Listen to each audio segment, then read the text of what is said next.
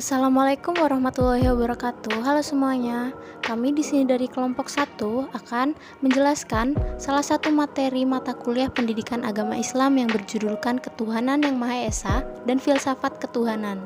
Kami dari kelompok 1 kelas 42 mata kuliah pendidikan agama Islam beranggotakan Arsya Dwi Gustami dengan NIM 21021200182, Karen Carolina Erlian Puspita dengan NIM 2109102020037, Dian Octavia Edita Putri dengan NIM 2109102020038, Putri Ayu Nur Malasari dengan NIM 2109102020039, Anissa Sananda Vina dengan NIM 2109102020049, Nurul Nisa Uljana 2109102020099, dan saya sendiri Listia Dwi Nindya dengan NIM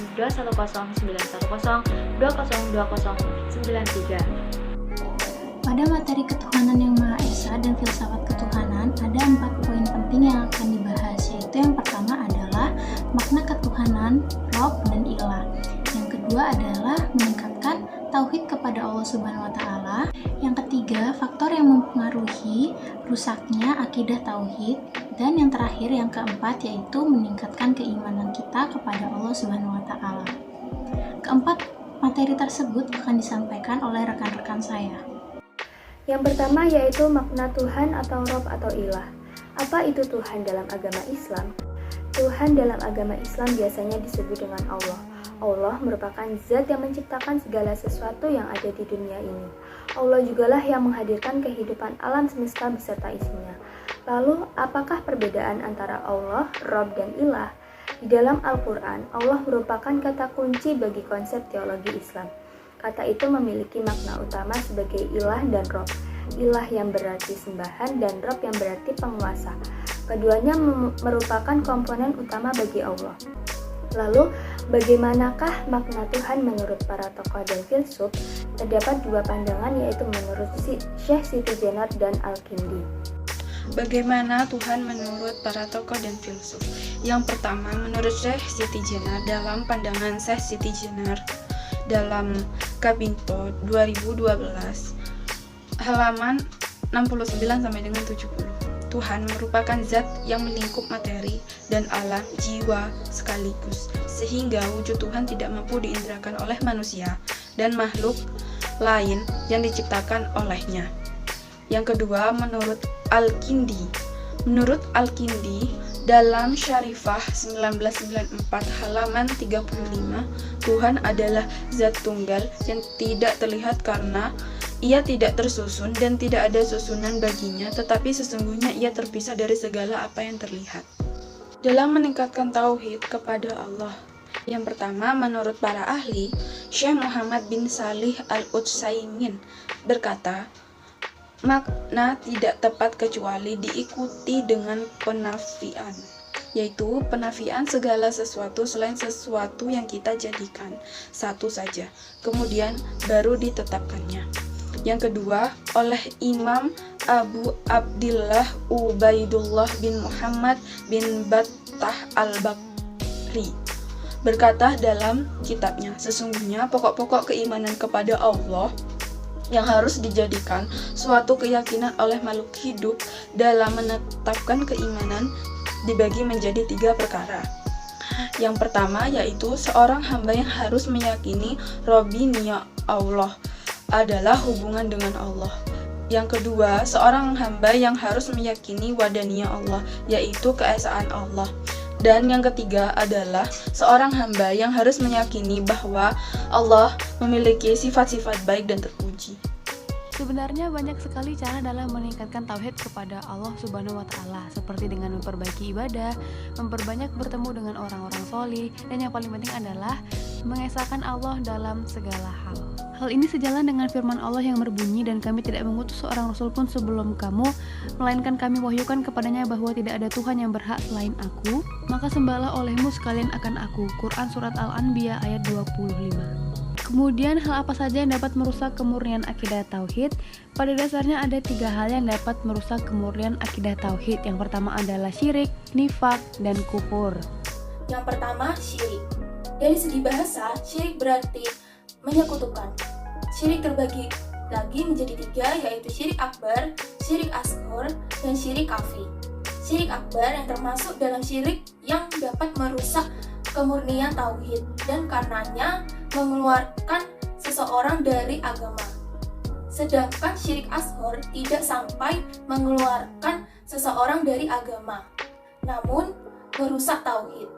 Syirik akbar merupakan tindakan menyekutukan Allah dengan Tuhan-Tuhan lainnya. Misalnya orang-orang musyrikin Mekah yang mengimani dan menyembah Allah, namun di saat yang bersamaan pula mengimani dan menyembah Tuhan-Tuhan seperti Lata, Uzza, Manat, dan Hubal.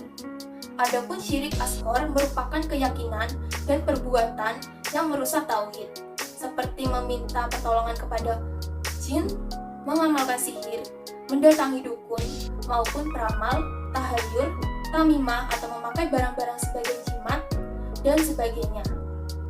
Sedangkan syirik khafi atau tersembunyi merupakan perbuatan riya, yaitu seseorang yang jika beramal hanya karena ingin dilihat orang lain, bukan karena Allah. Yang kedua, nifak. Secara bahasa, nifak bermakna laluan di bawah tanah yang memiliki 2 lubang. Dalam bahasa Indonesia, nifak yaitu seperti bermuka 2. Nifak dapat terbagi menjadi 2, yaitu nifak iktikadi dan nifak akmali.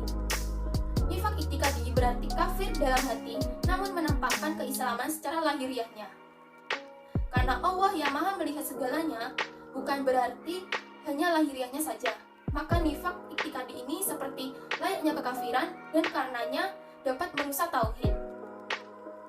Sedangkan nifak akmali merupakan sifat atau sikap yang menyerupai tanda-tanda orang munafik, namun masih tetap ada iman di dalam hati. Dan dari hadis Nabi SAW kita mengetahui bahwa tanda-tanda orang munafik ada 4, yaitu jika bicara ia berdusta, jika ia berjanji ia tidak menepati, yang ketiga jika ia diberi amanat maka ia hianati, yang keempat jika ia bermusuhan maka ia sangat keras, yang ketiga kufur. Dari segi bahasa, kufur berarti menutup-nutupi atau mengingkari.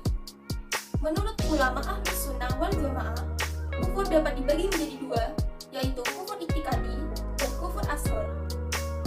Kufur iktikadi adalah kekafiran yang dapat mengeluarkan pelakunya dari agamanya yang terdiri dari 4 kriteria. Menurut Imam Al-Baghawi dalam menjelaskan surat Al-Baqarah ayat 6 dalam tafsirnya, Ma'alimut Tanzil menyebutkan yang pertama, kufur ingkar, tidak mengenal Allah dan tidak mengakuinya sama sekali. Yang kedua, kufur juhud, mengenal Allah dengan batinnya tetapi enggan meningkatkan melalui lisannya.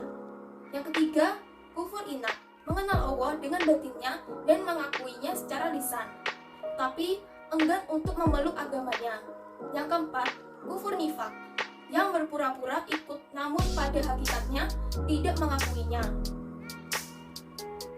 Adapun kufur asghar atau kufur ringan adalah kekafiran dan tidak mengeluarkan pelakunya dari Islam.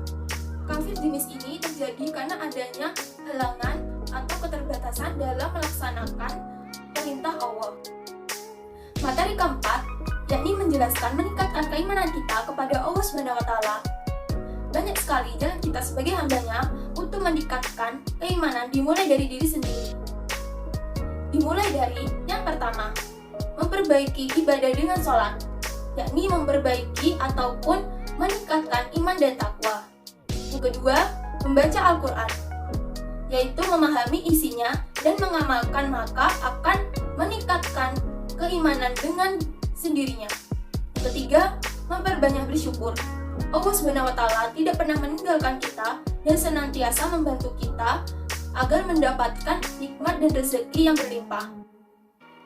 Yang keempat, menambah ilmu pengetahuan, dimulai dengan mengenal sifat-sifat Allah SWT, yaitu sifat wajib Allah, sifat mustahil Allah, dan sifat jaiz Allah. Bagi muslim tidak boleh meragukan Allah. fundamental untuk diyakini oleh setiap muslim, yaitu beriman kepadanya dan keberadaannya, serta makhluk yang diciptakannya. Adapun hal lain yang harus kita ketahui ialah rukun iman. Islam mengenal rukun iman sebagai fondasi utama bagi seorang muslim untuk lebih mendalami memeluk agama Islam. Rukun iman terdiri dari 6 pokok keyakinan, yakni iman kepada Allah, iman kepada malaikat, iman kepada kitab-kitab, iman kepada nabi dan rasul, iman kepada hari kiamat, serta iman kepada qada dan qadar. Kemudian, adapun saran-saran lain yang dapat kita lakukan, yakni seperti menjauhi kesyirikan, bertawakal kepada Allah, serta memperkuat iman dan ibadah. Selanjutnya, kesimpulan yang dapat kita tarik dari pembahasan kali ini agama Islam tidak hanya memerintahkan kita untuk menjalankan ibadah wajib saja, tapi juga dianjurkan untuk memperdalam ilmu agama. Salah satunya adalah ilmu tauhid. Banyak cara yang dapat dilakukan dalam meningkatkan tauhid. Beberapa di antaranya yaitu sholat 5 waktu, puasa, mengaji, berzikir, haji, dan lain-lain. Sejatinya ada beberapa hal yang dapat kita lakukan agar senantiasa memiliki iman tauhid kepada Allah dan terhindar dari perbuatan perusak tauhid, yaitu seperti menjauhi syirik, takut hanya akan kepada Allah, bertawakal kepada Allah, dan memperkuat iman dan ibadah kita kepada Allah.